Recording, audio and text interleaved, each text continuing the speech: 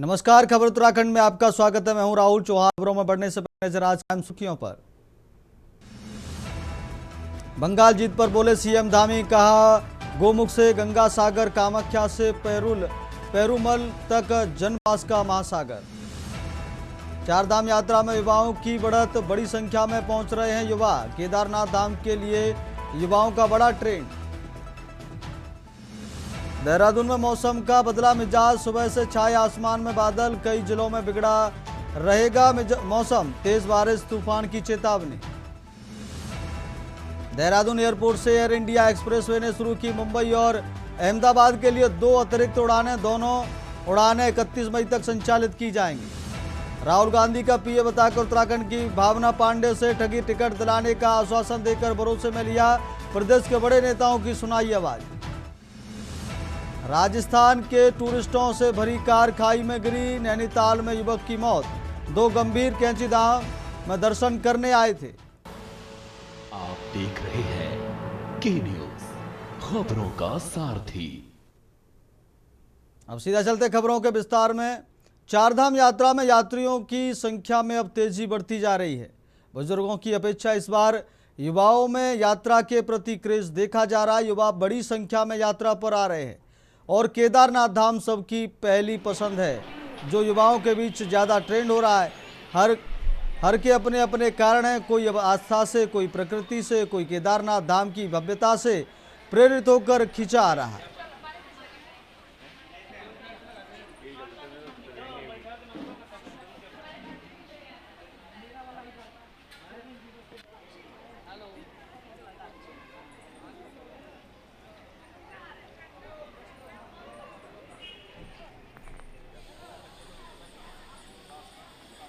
हम तीनों चेन्नई से आए हैं। कहाँ जा रहे हैं? केदारनाथ जा रहे हैं पहली बार।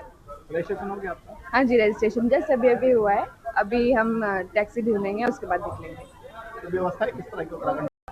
व्यवस्था तो अच्छी है और ज़्यादा लाइन के लिए भी नहीं करना पड़ा। तुरंत आए थे, तुरंत रजिस्ट्रेशन भी हो गया और देखते हैं अब आगे कैसे जाता है ना। मौसम का अपडेट लिया आपने? मौसम का अपडेट लिया था। सुनने में आया था कि कल हेलीकॉप्टर्स नहीं आ रहे थे वहाँ पे।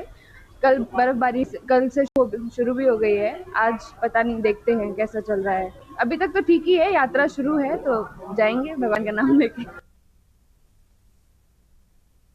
उत्तराखंड में गर्मी के तीखे तेवरों के बीच मौसम का मिजाज पूरी तरह बदल गया है। राजधानी देहरादून समेत प्रदेश के अधिकांश हिस्सों में सुबह से ही बादलों ने डेरा डाल रखा है, जिससे तापमान में गिरावट दर्ज की गई है। मौसम विभाग ने अगले 24 घंटों के लिए राज्य के कई जिलों में भारी बारिश, तेज अंधड़ और ओलावृष्टि की संभावना जताई है। कहीं कहीं गरज चमक के साथ तीव्र बौछारें पड़ने और ओलावृष्टि होने की आशंका है। प्रशासन को भी सतर्क रहने के निर्देश दिए गए हैं। मौसम विभाग ने ऊंचाई वाले इलाकों, विशेषकर 3500 मीटर और उससे अधिक ऊंचाई वाले पर्वतीय क्षेत्रों में बर्फबारी की संभावना जताई है। केदारनाथ धाम सहित अन्य ऊंचाई वाले तीर्थ स्थलों पर रुक रुक कर हो रही बर्फबारी और बारिश के कारण चारधाम यात्रा पर आए तीर्थयात्रियों को भी सावधानी बरतने की सलाह दी गई है।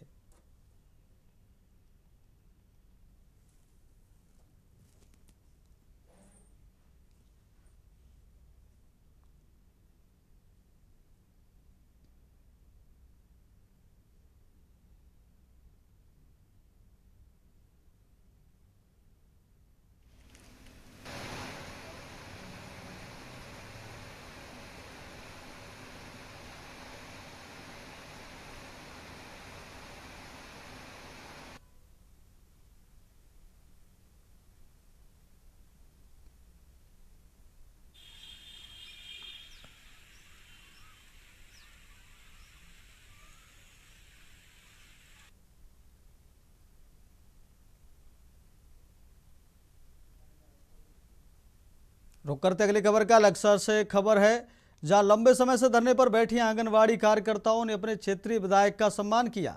आंगनबाड़ी कार्यकर्ता पिछले काफी समय से वेतन वृद्धि की मांग को लेकर आंदोलन कर रही थीं और मुख्यमंत्री से मिलने की कोशिश कर रही थी, लेकिन उन्हें मुलाकात का अवसर नहीं मिल पाया।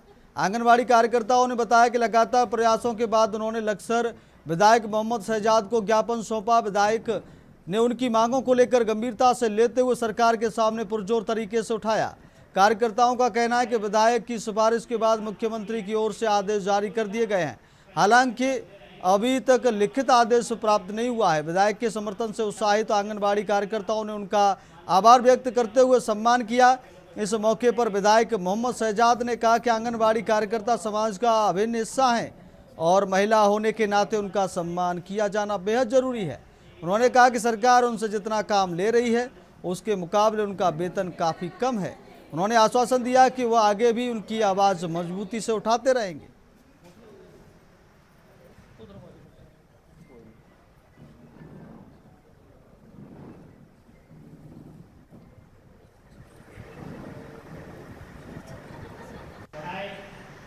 ये नाकाफी है, लेकिन चलो कुछ तो मिला। पहले भी संघर्ष होते रहेंगे और ये हमारी आंगनबाड़ी तो है ही है। अधिकांश इसमें आप जब समय मिलेगा माननीय मुख्यमंत्री या और तो भाई सरकार के लोगों से बात करेंगे।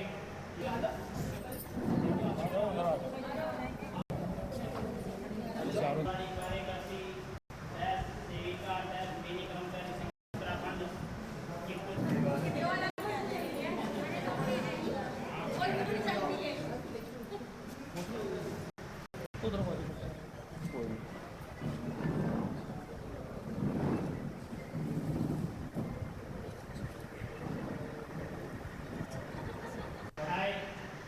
ये नाकाफी है, लेकिन चलो कुछ तो मिला।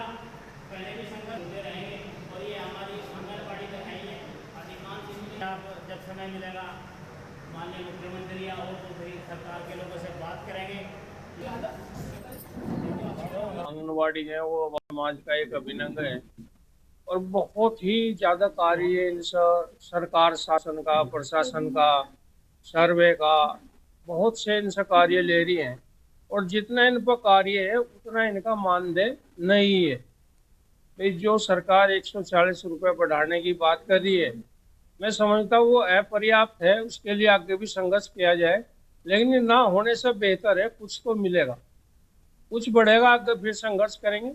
और मैं समय समय पर इन बहनों की बात को मैं सदन में रखता रहूंगा। आज तो बहुत काफी टाइम से लगाने की कोशिश कर रहे थे। 14 मार्च में भी हमने कोशिश की कि अपने माननीय मुख्यमंत्री जी को अपना ज्ञापन सौंपे, लेकिन हमें वहां तक पहुंचने नहीं दिया जा रहा था। फिर हमने अपना ज्ञापन अपने विधायक सर को दिया, तो उन्होंने और चीजों को ना बोलते हुए जितना भी टाइम उनको मिला उन्होंने हमारे पक्ष में बात की और बहुत ही अच्छे तरीके से रखा अपना प्रस्ताव। जबकि आपने देखा होगा जो वो मीटिंग थी वो किस उपलक्ष्य में रखी गई थी, महिला सम्मान के लिए रखी गई थी। अरे महिलाएं तो जब सड़कों पे हैं और महिलाओं को सम्मान तो जब ही दिया जाएगा जब महिला अपने काम पर घर वापस पहुंचेंगी।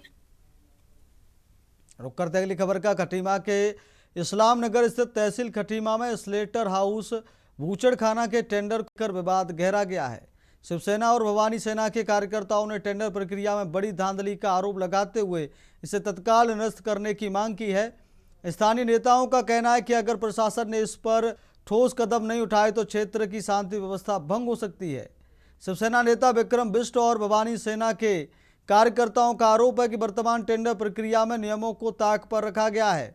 उन्होंने मांग की है कि इस टेंडर को रद्द कर स्थानीय दैनिक समाचार पत्रों और कुर्मांचल संस्करणों में विधिवत सूचना प्रकाशित कर नए सिरे से पारदर्शी टेंडर कराएं। कार्यकर्ताओं ने बताया कि पिछले वर्ष मांस की दर 250 रुपये प्रति किलो थी। सूत्रों के हवाले से दावा किया गया है कि नए टेंडर के बाद मीट की कीमत 360 रुपये प्रति किलो तक जा सकती है, जो स्थानीय जनता की जेब पर अतिरिक्त बोझ डालेगी। विरोध कर रहे संगठनों का कहना है कि स्लेटर हाउस का 80% मीट बरेली का की योजना है, जबकि केवल 20% ही खटीमा में होगा। इससे स्थानीय आपूर्ति प्रभावित होगी और जनता में असंतोष बढ़ेगा। कार्यकर्ताओं ने मांग रखी है कि जानवरों का अनिवार्य रूप से मछली डॉक्टर और प्रशासन की देख में हो। केवल वैध और स्वास्थ्य परीक्षा पास जानवरों को ही काट की अनुमति दी जाए। शिवसेना के विक्रम बिष्ट ने चेतावनी दी, इस विवादित टेंडर से क्षेत्र में तनाव बढ़ सकता है और हिंदू मुस्लिम दंगों की आशंका से इनकार नहीं किया जा सकता। उन्होंने प्रशासन से अपील की है कि स्थानीय लोगों को रोजगार मिले और प्रक्रिया न्यायपूर्ण हो। फिलहाल इन संगठनों ने चेतावनी दी है कि यदि टेंडर तत्काल निरस्त नहीं किया गया तो वे बड़े आंदोलन के लिए मजबूर होंगे। अब देखना यह है कि प्रशासन इन गंभीर आरोप क्या रुख अपना है।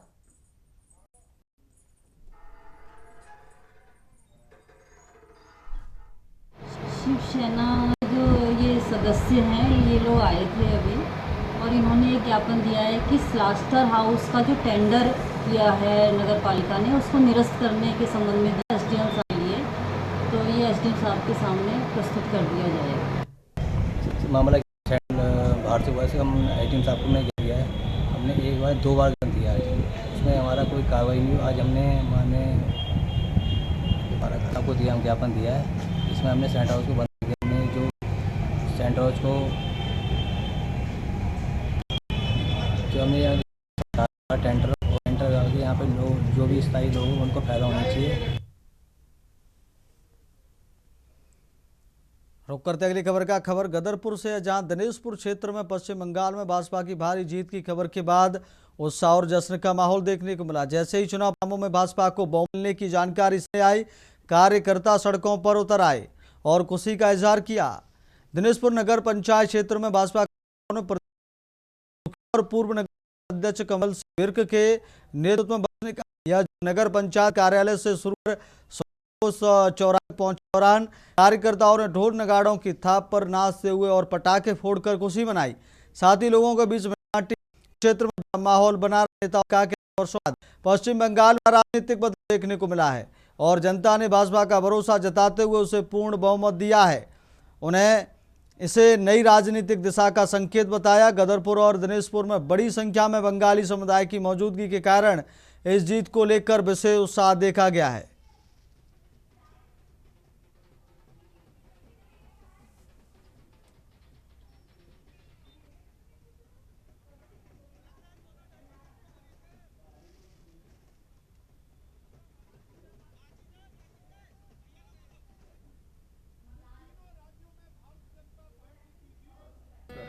ममता बनर्जी को जितना अत्याचार उन्होंने किया है, कई हमारे हिंदुओं को, बंगाली जो भाइयों को, मुसलमान लोगों से इतनी बेरहमी से मरवाया, उसका आज अंत नरेंद्र मोदी जी, अमित शाह जी ने कर दिया है। क्योंकि दिख रहा था परिवर्तन, क्योंकि जब अत्याचार होता है कोई ना कोई दूत बन के जाता है भगवान की तरफ से।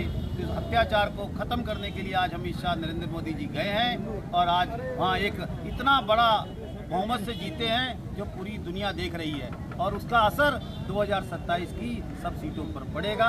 मैं धन्यवाद देता हूं नरेंद्र मोदी जी, अमित शाह जी को, जिन्होंने गुंडा राज खत्म किया। मुर्शिदाबाद में तो ऐसा होता था कि कोई हिंदू भाई, उनका पता ही नहीं चलता था, खींच के अंदर ले जाए मार देते थे। पश्चिम बंगाल, असम और पांडिचेरी, इन तीनों राज्यों में भारतीय जनता पार्टी ने ऐतिहासिक विजय हासिल की। पश्चिम बंगाल की जीत भारतीय जनता पार्टी के लिए ऐतिहासिक जीत है। पश्चिम बंगाल में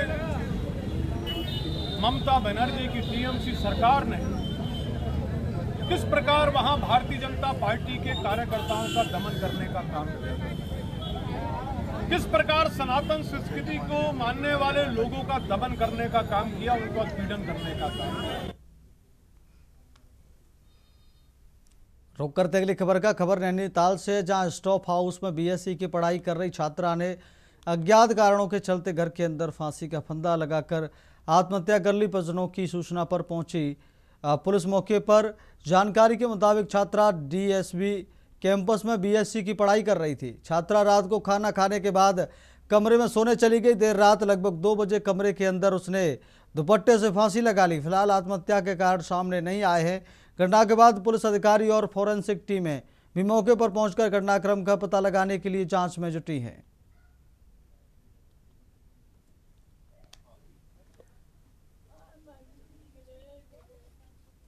सुबह 112 द्वारा जो है सूचना मिली कि मल्लीताल में जो है स्टाफ हाउस कॉलोनी में जो है एक लड़की ने सुसाइड कर लिया है। तो मौके पे पुलिस टीम तुरंत पहुंची, तो तब तक जो है डेड बॉडी को परिजनों ने जो है उतार दिया था। लेकिन जो देखने में प्रतीत हुआ, लड़की ने जो है सुसाइड करना प्रतीत हो रहा है। फिलहाल तो अभी हमारे द्वारा ई साक्ष्य के माध्यम से और हमारे जो इन्वेस्टिगेशन टीम है और फॉरेंसिक टीम है वो आके अभी घटनास्थल का मुआयना करेगी। उसके बाद ही जो है ये कह पाएंगे कि ये हत्या का कारण क्या है। रुक करते अगली खबर का। देहरादून स्थित कुल्हान में आज परिवहन मंत्री प्रदीप बत्रा ने यूटीसी उत्तराखंड परिवहन निगम मुख्यालय का दौरा किया। इस दौरान उन्होंने निगम की सेवाओं और व्यवस्थाओं की विस्तृत समीक्षा की। मंत्री ने बस अड्डों की निर्माण परियोजनाओं और नए प्रस्तावों पर अधिकारियों के साथ चर्चा की तथा बस सेवाओं की समयबद्धता और दक्षता बढ़ाने के निर्देश दिए। उन्होंने यात्रियों की सुविधा के लिए आधुनिक तकनीक अपनाने और इलेक्ट्रिक व पर्यावरण अनुकूल बसों को बढ़ावा देने पर विशेष जोर दिया। इसके साथ ही ग्रामीण क्षेत्रों में कनेक्टिविटी मजबूत करने, कर्मचारियों के प्रशिक्षण और कार्य परिस्थितियों में सुधार तथा यात्री संतुष्टि को सर्वोच्च प्राथमिकता देने के निर्देश भी दिए गए। मंत्री ने शिकायत निवारण प्रणाली को और प्रभावी बनाने पर भी बल दिया।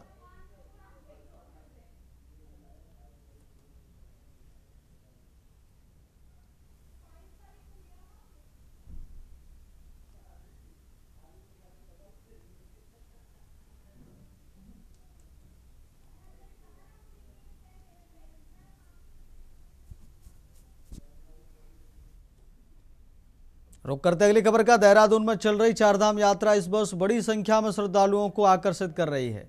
यात्रा को सुचारू और सुरक्षित बनाने के लिए सरकार की ओर से विशेष व्यवस्थाएं की गई हैं। बीकेटीसी अध्यक्ष के अनुसार ऑफलाइन रजिस्ट्रेशन के लिए लगभग 50 काउंटर स्थापित किए गए हैं ताकि यात्रियों को किसी प्रकार की असुविधा न हो। अब तक 25 लाख से अधिक श्रद्धालु चारधाम यात्रा के लिए पंजीकरण कर चुके हैं। वहीं अब तक 3 लाख से अधिक श्रद्धालु केदारनाथ धाम और बद्रीनाथ धाम के दर्शन कर चुके हैं। प्रशासन का दावा है कि यात्रा मार्गों पर व्यवस्थाएं लगातार बेहतर की जा रही हैं।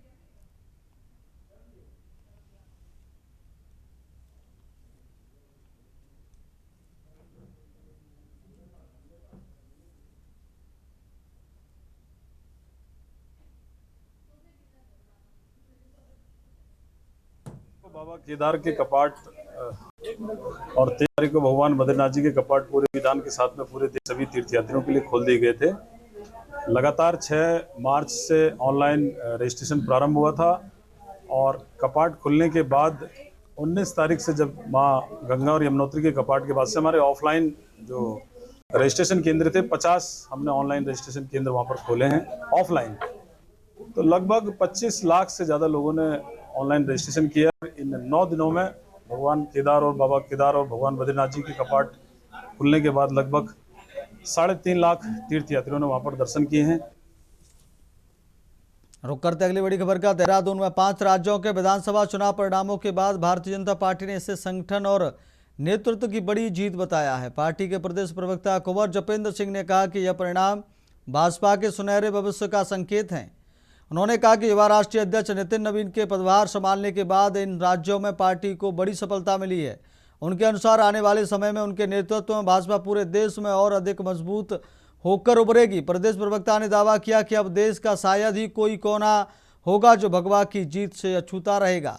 उन्होंने कहा कि मौजूदा चुनाव परिणाम आगामी चुनावों में पार्टी की प्रचंड जीत की मजबूत नींव रखेंगे।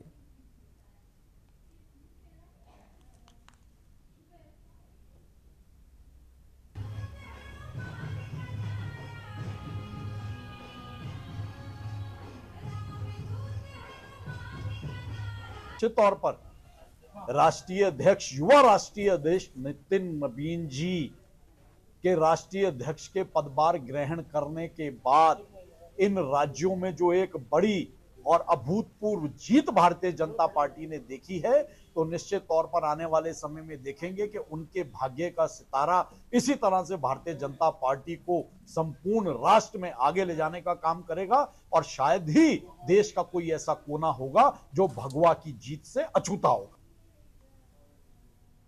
रुक करते अगली बड़ी खबर का। देहरादून के प्रेस क्लब में आज उत्तराखंड क्रांति दल ने बड़ा शक्ति प्रदर्शन करते हुए व्यापक सदस्यता अभियान चलाया। इस दौरान हजारों की संख्या में लोगों ने पार्टी की सदस्यता ग्रहण की। कार्यक्रम में बड़ी संख्या में कार्यकर्ता और पदाधिकारी मौजूद रहे। पार्टी का दावा है कि प्रदेश में यूकेडी के पक्ष में माहौल बन रहा है और लगातार लोग संगठन से जुड़ रहे हैं।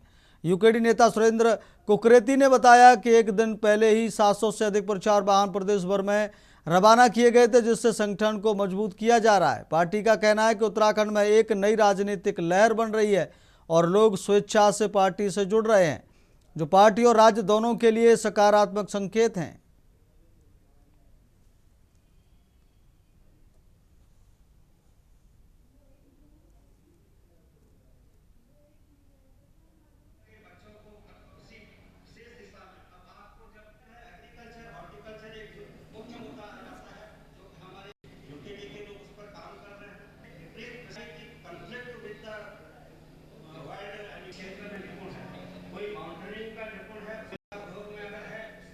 ये लगातार कल सेलाकुई में था और कल करीब 735 लोगों ने जो कल वहां ज्वाइनिंग की है। ये निरंतरता बनी हुई है।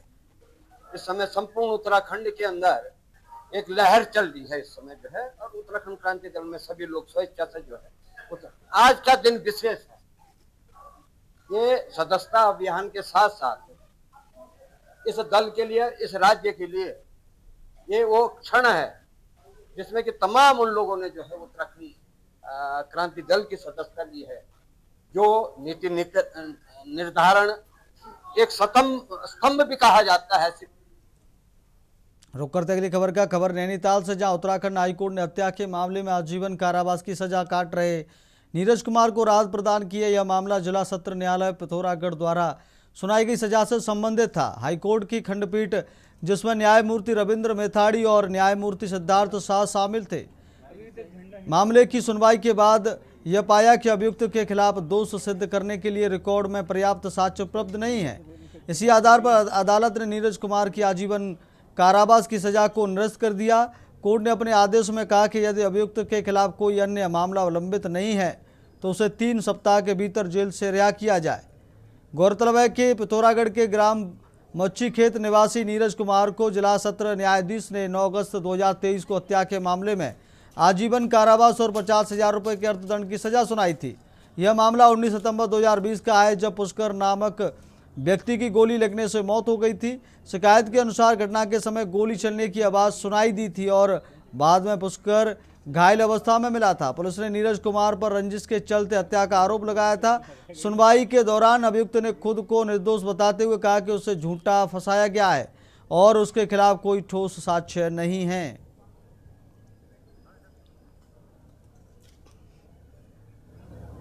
एक क्रिमिनल अपील 2023 से यहाँ पर पेंडिंग थी, माननीय उच्च न्यायालय में जेल अपील थी, जिसमें अभियुक्त नीरज कुमार के विरुद्ध एक आरोप लगाया गया था कि उन्होंने पुष्कर सिंह की गोली मारकर हत्या की गई है, जिसमें माननीय उच्च न्यायालय ने सुनवाई करते हुए और हमारे पक्षों को देखते हुए, क्योंकि वो जो केस था वो जेल से आया था, तो जिसमें हमें न्याय मित्र के रूप में माननीय न्यायालय ने आदेश करा कि आप इसमें अपेयर हुआ, जिसमें वो अपेयर हुए और उसमें माननीय उच्च न्यायालय ने हमारी बातों को मानते हुए कि कोई डायरेक्ट एविडेंस उनके खिलाफ नहीं है और अन्य सबूतों के अभाव में, क्योंकि सबूत उसके खिलाफ उतने नहीं पाए गए, और माननीय उच्च न्यायालय ने अपने आदेश से उनको दोषमुक्त घोषित किया गया। रुक करते अगली खबर का खबर देहरादून से, जहां 4 धाम यात्रा को लेकर भारतीय जनता पार्टी के प्रदेश प्रवक्ता ने बड़ा बयान दिया है। उन्होंने कहा कि इस वर्ष 4 धाम यात्रा पूरी तरह से सुचारू और व्यवस्थित तरीके से संचालित हो रही है तथा कहीं भी किसी प्रकार की व्यवस्था नहीं है। प्रदेश प्रवक्ता के अनुसार यात्रा मार्गों पर श्रद्धालुओं और पर्यटकों की संख्या में लगातार बढ़ोतरी हो रही है। बावजूद इसके सरकार ने व्यवस्थाओं को और बेहतर किया है। उन्होंने बताया कि यात्रा मार्गों पर सभी आवश्यक सुविधाएं जैसे स्वास्थ्य सेवाएं, पेयजल, आवास और यातायात प्रबंधन उपलब्ध कराए गए हैं। भाजपा प्रवक्ता ने विपक्ष द्वारा लगाए जा रहे आरोपों को पूरी तरह से बेबुनियाद बताया और कहा कि मुख्यमंत्री के निर्देश पर सभी अधिकारी लगातार निगरानी में जुटे हुए हैं। सरकार का लक्ष्य है कि 4 धाम यात्रा को दिव्य और भव्य रूप से संपन्न कराया जाए। उन्होंने यह भी कहा कि जहां भी किसी प्रकार की कमी सामने आएगी उसे तुरंत दूर किया जाएगा। सरकार किसी भी स्तर पर श्रद्धालुओं को असुविधा नहीं होने दे रही है और पूरी यात्रा को सुरक्षित एवं सुगम बनाने के लिए निरंतर प्रयास किए जा रहे हैं। देखिए, 4 धाम यात्रा सफलतम 4 धाम यात्रा है। कहीं पर भी कोई अव्यवस्था नहीं है। जहाँ पर कुछ कमियां हैं तो सरकार उसको तुरंत उसको पूरा करने का काम भी कर रही है, क्योंकि पर्यटन भी बढ़ा है और आवागमन भी बढ़ा है, व्यवस्थाओं में भी सुधार हुआ है और जगह जगह पर हर चीज़ की सुविधा सरकार ने करने का काम किया है। जो लोग इस तरह के आरोप लगा रहे हैं वो बेबुनियाद आरोप है और निराधार आरोप है। और 4 धाम यात्रा में सरकार ने पूरी व्यवस्थाएं कर रखी हैं और किसी बात की कोई कमी नहीं है। माननीय मुख्यमंत्री जी ने अधिकारियों को निर्देशित भी कर रखा है। फिलहाल खबर उत्तराखंड में मेरे साथ इतना ही। देखते रहिए के न्यूज़ इंडिया। नमस्कार।